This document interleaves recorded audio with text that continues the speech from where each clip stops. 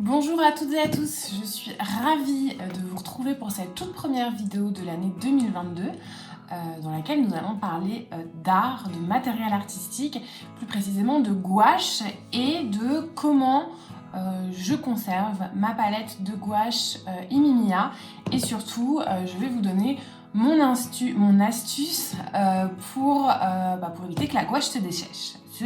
Ouh là là, ça va être compliqué cette vidéo.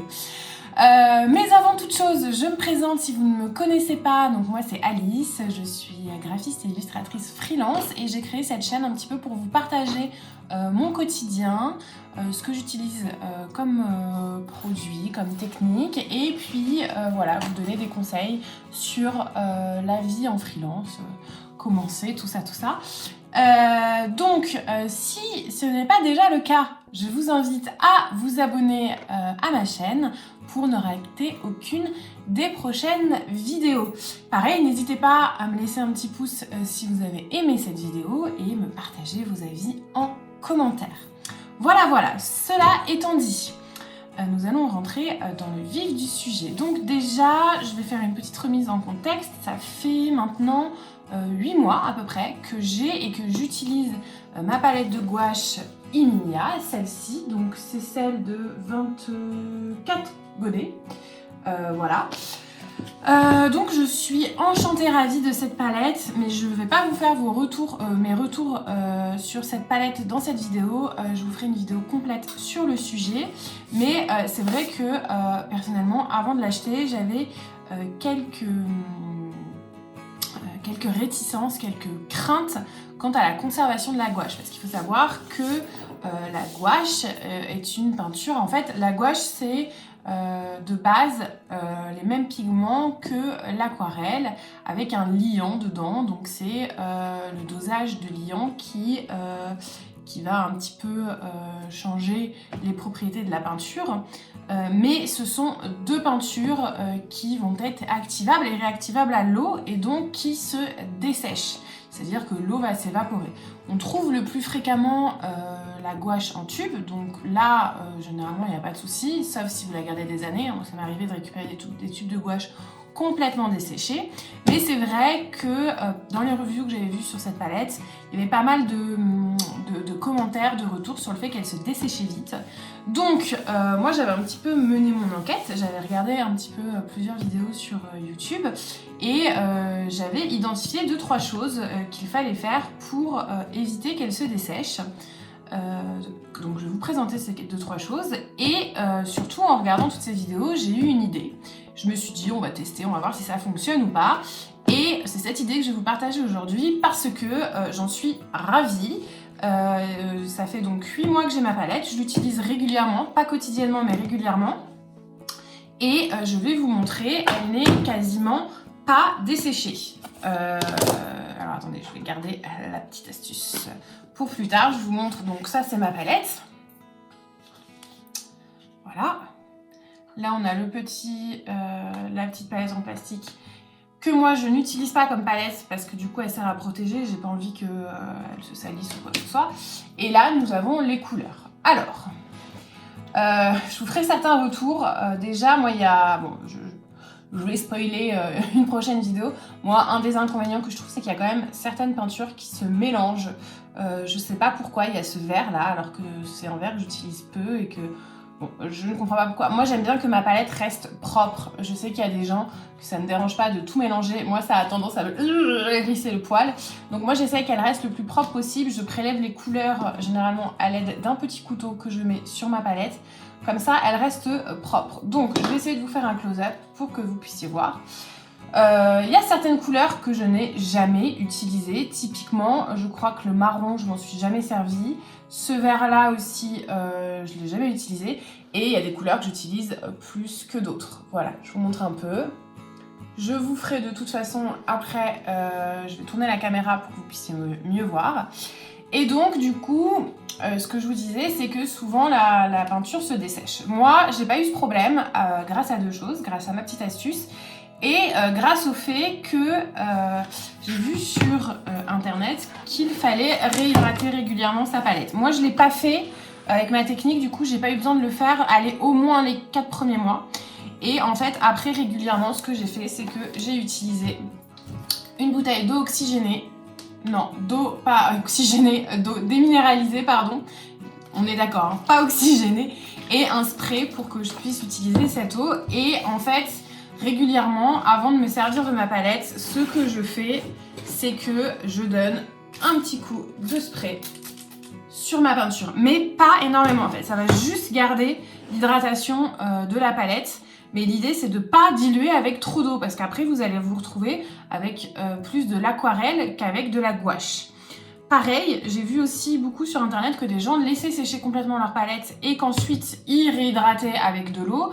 Moi, je suis pas fan. Alors, j'ai pas essayé sur la totalité des godets, j'ai essayé en mettant de la peinture dans des mini palettes, en attendant que ça sèche et en réactivant. Alors oui, ça fonctionne, mais ça ressemble plus à de l'aquarelle qu'autre chose. Donc ça, c'est la première astuce pour conserver votre palette. Alors du coup, c'est de l'eau déminéralisée. Pourquoi déminéraliser ? Tout simplement parce que pour éviter qu'il y ait des moisissures qui se développent. Comme on va garder de l'humidité, on va avoir de la moisissure qui va potentiellement se développer et on ne veut pas que notre gouache moisisse.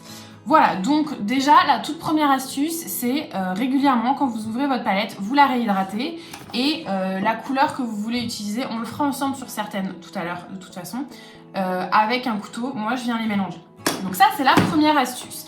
Et du coup, moi j'ai réfléchi et je me suis dit, alors, je vais vous refermer la boîte pour vous montrer, je me suis dit comment éviter le plus possible qu'elle ne se dessèche. Alors déjà, c'est une boîte qui normalement est censée ne pas laisser passer l'air, c'est censé être hermétique. Alors ça, c'est un peu un fail, il faut vraiment bien la fermer. Je vous montrerai comment la fermer pour que vraiment l'air ne rentre que le moins possible.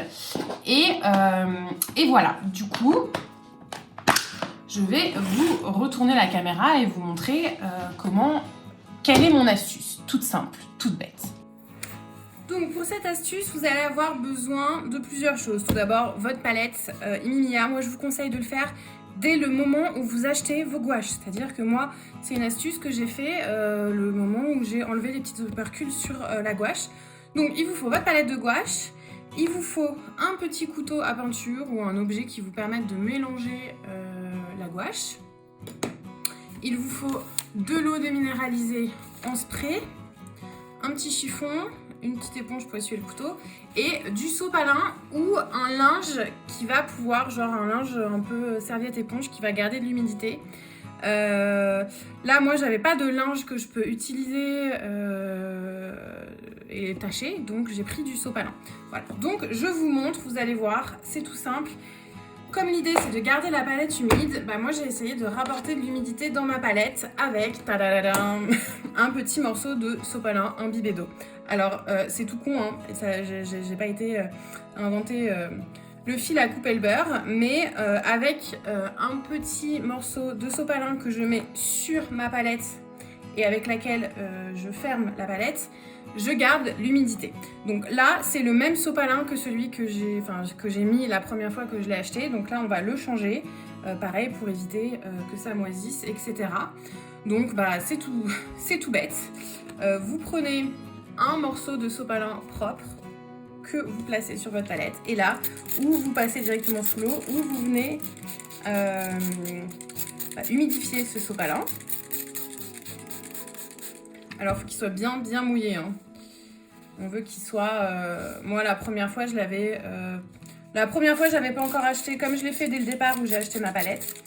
J'avais pas encore l'eau déminéralisée. Donc, ce que j'ai fait, c'est que je l'ai passé sous l'eau du robinet. Ça marche très bien. Il faut qu'il soit bien mouillé quand même. Hein. Voilà, on va bien mouiller le sopalin. Bien mouillé. Et moi, je le colle... sur le dessus de ma palette comme ceci et après je referme la palette. Et alors je vous montre pour refermer la palette, appuyez vraiment bien sur les 4 côtés et ensuite au milieu et vous mettez les petites ailettes sur les côtés et vous réappuyez parce que vous voyez elle ferme pas non plus super bien. Mais là, normalement, si vous la stockez à plat, que vous faites attention, ça ne devrait pas bouger. Donc voilà, ça c'était ma petite astuce. Et du coup, je vais en profiter d'être avec vous. Donc régulièrement, moi ce que je fais, c'est que je réhumidifie le petit sopalin. Donc je garde le même que je réhumidifie. Et voilà, ça me fait... Là, ça fait... encore une fois, je vais vous montrer. Ça fait 8 mois que j'ai ma palette. Et qu'elle n'a quasiment pas bougé. Là, c'est ce que je disais, on va en profiter pour réhydrater certaines des peintures. Voilà, moi je suis très contente. Alors sur certaines peintures, je pense que c'est le liant qu'il y a dedans. Là vous voyez, ça fait une espèce d'huile, je sais pas, grise, beige. Moi je les laisse, hein, je pars du principe que ça protège la peinture. Donc toutes les peintures sont nickel, sauf je ne sais pas ce qui se passe avec le verre. J'ai du verre qui transvase, j'ai beau le nettoyer, qui transvase dans mon violet. Je suis ravie. Ça, moi, je vais le garder de côté, je vais le réutiliser pour un petit truc pour nettoyer mes pinceaux. Donc voilà, on va ensemble réhydrater un peu la gouache.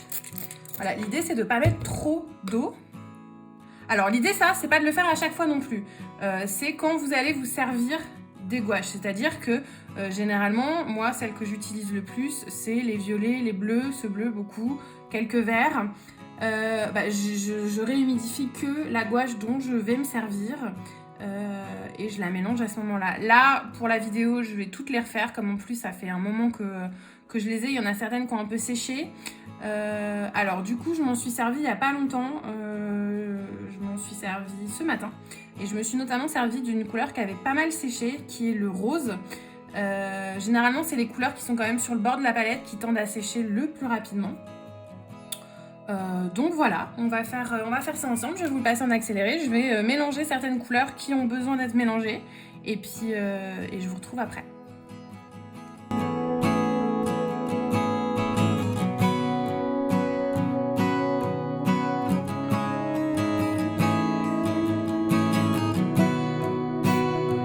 Et voilà, j'ai fini de remélanger et de réhydrater toutes mes couleurs. Vous avez vu, il y a certaines couleurs que j'ai pas eu besoin de faire parce qu'elles n'avaient pas séché. Voilà, donc je les ai vraiment toutes faites parce que je faisais la vidéo, mais sinon je les aurais pas forcément toutes refaites. Encore une fois, je vous dis, faites-le au fur et à mesure que certaines couleurs sèchent, c'est mieux. Voilà, et puis vous avez vu aussi, je vais pas trop profond, je vais pas tout mélanger. Je vais juste en fait sur la première moitié, la surface, dégoder. Comme ça, je pars du principe qu'en dessous, elle reste quand même plus fraîche qu'au-dessus. Voilà, maintenant, j'ai plus qu'à refermer ma palette. Alors moi, je fais toujours en sorte, vous voyez, s'il y a ça déteint toujours un peu sur le plateau, j'allais dire, mais non, ce n'est pas un plateau, sur la palette. Donc je fais bien attention que je remette les bonnes couleurs au-dessus des bonnes couleurs. Donc je regarde généralement la tranche, je sais que là c'est le marron. Hop, du coup là je sais que c'est bien placé, que ça ne devrait pas mélanger mes couleurs. Je place mon petit sopalin humide et je referme le tout. Et c'est parti pour, j'espère, encore 8 mois de conservation. J'espère que cette vidéo vous aura plu. C'était mes petites astuces pour conserver la gouache Imimiya. Encore une fois, moi ça fait 8 mois que j'ai ma palette et comme vous voyez, elle n'a quasiment pas bougé. Donc oui, j'espère que cette vidéo vous a plu. Si c'est le cas, n'hésitez pas à me le dire en commentaire ou à laisser un petit pouce en l'air. Et puis, comme promis, je vous reviendrai très vite avec une prochaine vidéo pour vous parler de ce que j'ai aimé, ce que j'ai moins aimé avec cette gouache Imimiya. Et puis, je vous souhaite une très belle journée, une très belle soirée ou un très bon week-end. Je ne sais pas où vous en êtes.